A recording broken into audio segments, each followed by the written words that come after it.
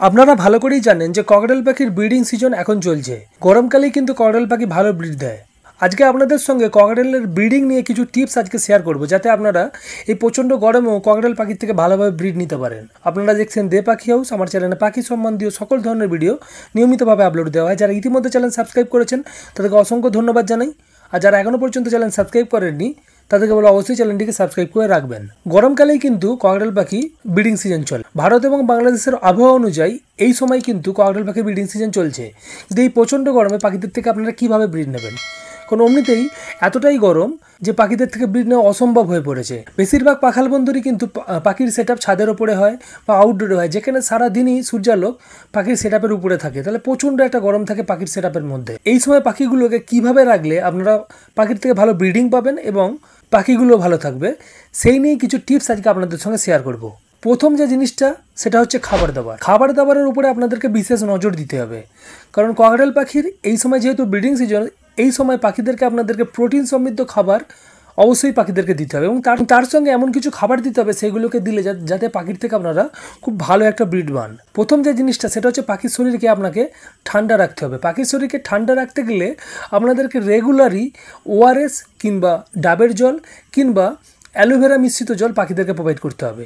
এই তিনটে জিনিস যদি পাখিদেরকে আপনারা রেগুলার দেন, পাখিদের শরীর কিন্তু ভিতর থেকে ঠান্ডা হবে।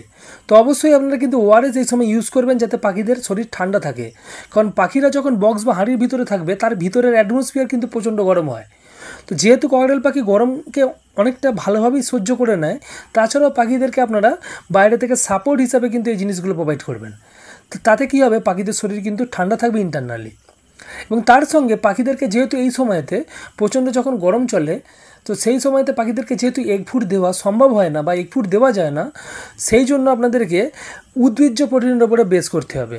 উদ্ভিজ্জ প্রোটিনের সোর্স হিসেবে আপনাদের পাখিদেরকে অবশ্যই যেটা দিতে হবে সেটা হচ্ছে গম। গমকে ভিজিয়েও দিতে পারেন, স্প্রাউট বানিয়ে দিতে পারেন।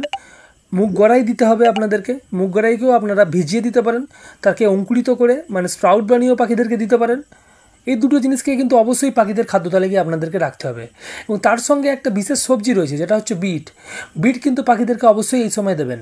বিট দিলে পরে পাখিরা কিন্তু আয়রন পাবে, যেটা পাখিদের থেকে ভালো ব্রিড নেওয়ার জন্য খুব কার্যকরী হবে। তো বিট অবশ্যই পাখিদেরকে এই সময় আপনারা খেতে দেবেন। গাজরও দেবেন, গাজর থেকে ভিটামিন এ পেয়ে যাবে পাখিগুলো। তো অবশ্যই পাখিদেরকে বিট, গাজর এই দুটো জিনিসকে সফট ফুড হিসেবে পাখিদেরকে অবশ্যই দেবেন। দিলে কিন্তু পাখিদের থেকে আপনারা কিন্তু সুন্দর একটা ব্রিড পাবেন।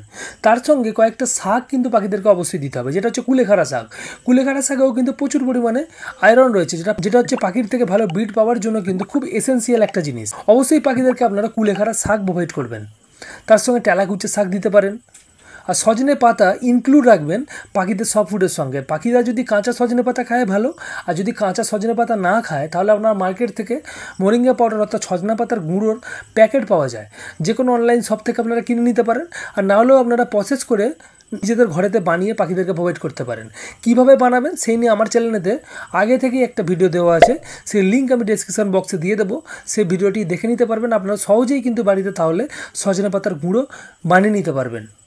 এবং সেই সজনে পাতার গুঁড়োকে আপনারা পাখির যে সমস্ত সফট ফুড হবে, এই যে গাজর কি আপনার বিট, পাখিদেরকে যখন প্রোভাইড করবেন তার সঙ্গে অল্প 1 চিমটি 2 চিমটি করে দিয়ে পাখিদেরকে প্রোভাইড করবেন। তার সঙ্গে আরেকটা জিনিস পাখিদের খাঁচায় অবশ্যই দিয়ে রাখবেন, সেটা হচ্ছে এগসেল অথবা ক্যাডেল ফিশ বোন। দরকার হলে দুটো জিনিসকেই আপনারা দিয়ে রাখবেন, এগসেল এবং ক্যাডেল ফিশ বোন, যেটা থেকে পাখিরা ন্যাচারালভাবে ক্যালসিয়াম পেয়ে যাবে। এবং তার সঙ্গে সপ্তাহে 1 দিন করে হলেও অবশ্যই ভিটামিন D3 ড্রপ পাখিদের খাবার জলে বা সফট ফুডে মিক্স করে খেতে দেবেন। ভিটামিন D3 ড্রপ খাবার জলে ভালোভাবে মিক্স হয় না, তো আপনারা চেষ্টা করবেন সফট ফুডের সঙ্গে ভিটামিন D3 ড্রপ 3 থেকে 4 ফোঁটা দিয়ে পাখিদেরকে প্রোভাইড করবেন এক জোড়া পাখিকে।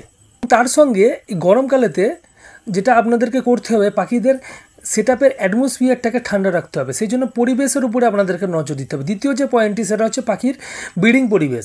ব্রিডিং পরিবেশ বলতে কি, পাখিদের সেট আপের টেম্পারেচার নর্মালভাবে এই গরমকালে কিন্তু অনেকটাই গরম হয়, তো সেটাকে একটু নর্মাল আনতে হবে। সেটার জন্য আপনাদেরকে যেটা করতে হবে, পাখিদেরকে দরকার হলে দুপুরবেলাতে স্প্রে করতে হবে, বা পাখিদের যেদিক দিয়ে সেট আপের যেদিক দিয়ে হাওয়া ক্রসিং হয় সেই দিকেতে ভিজে একটা কাপড় রেখে দেবেন, যাতে পাখির সেট আপের টেম্পারেচারটা একটু নর্মাল হয়ে যায়। পাখিদের ব্রিডিংয়ের জন্য যদি আপনি হাঁড়ি ইউজ করেন, সেই হাঁড়ির গায়েতেও আপনারা স্প্রে করে দিতে পারেন। তো পাখি যখন হাঁড়ির ভিতরে থাকবে, যাতে তার ভেতরের অ্যাটমসফিয়ারটা অল্প হলেও ঠান্ডা হয়ে যায়। এটা অবশ্যই করতে পারেন। তাতে কি হবে, পাখিরা অনেকটা রিলিফ পাবে এই গরমে। তো এই জিনিসটাও আপনাদেরকে পাখিদেরকে সাপোর্ট দিতে হবে, তবেই কিন্তু আপনারা ককটেল পাখি থেকে এই গরমেতে সুন্দর একটা ব্রিড পেতে পারেন। এবং পাখি যখন বাচ্চা জন্ম নেবে তারপরেতে অবশ্যই ইউজ করবেন সেটা হচ্ছে ভিটামিন বি কমপ্লেক্স, যাতে বাচ্চাগুলোকে আপনি সহজেই সার্ভাইভ করাতে পারেন। ভিটামিন বি কমপ্লেক্স ইউজ করবেন এবং তার সঙ্গে প্রোবায়োটিক ইউজ করবেন। আর ককটেল পাখির বাচ্চার মাঝে মধ্যেই হজমজনিত সমস্যা বা গ্যাসের এই ধরনের সমস্যা হয়ে থাকে, সেই জন্য অবশ্যই আপনার কাছে একটা ডাইজেস্টিভ এনজাইম রেখে দেবেন। এই ধরনের যদি সমস্যা দেখতে পান, তাহলে ডাইজেস্টিভ এনজাইম পাখির খাবার জলের সঙ্গে মিক্স করে খেতে দেবেন, তাহলেও কিন্তু এই সমস্যাগুলোকে আপনি সহজেই ওভারকাম করতে পারবেন। এই কটা জিনিসকে যদি ফলো আপ করা যায়, তাহলে এই প্রচণ্ড গরমেও কিন্তু ককটেল পাখির থেকে মোটামুটিভাবে আপনি একটা ভালো ব্রিড পাবেন। মাথায় রেখে দেবেন, পাখিদের শরীরকে ঠান্ডা রাখা এবং পাখির ব্রিডিং পরিবেশটাকে, অ্যাটমসফিয়ারটাকে একটু ঠান্ডা রাখার চেষ্টা আপনাকে করতে হবে, তবেই কিন্তু ককটেল পাখির থেকে এই প্রচণ্ড গরমে কিন্তু ভালোভাবে ব্রিড পাবেন। আর যদি আপনার টিনের চালে সেট হয়, চেষ্টা করবেন টিনের চালে সেটের ওপরেতে যদি পারেন জলের ছিটা দিয়ে বা মগে করে জল দিয়ে আপনার পাখির ঘরের অ্যাটমসফিয়ারটাকে একটু ঠান্ডা রাখার।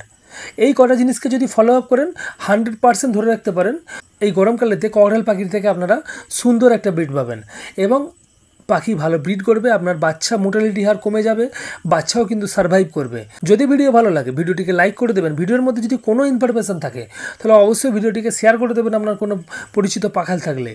চ্যানেল নতুন হলে চ্যানেল সাবস্ক্রাইব করবেন। আজকের মতো বিদায় নেব। বিদায় নেওয়ার আগে একটাই আশা থাকবে, আপনারা ভালো থাকবেন, আপনাদের পাখিগুলো ভালো থাকুক, আর এইভাবেই দে পাখি হাউসের সঙ্গে থাকবেন। আজকের মতো বিদায় নিচ্ছি।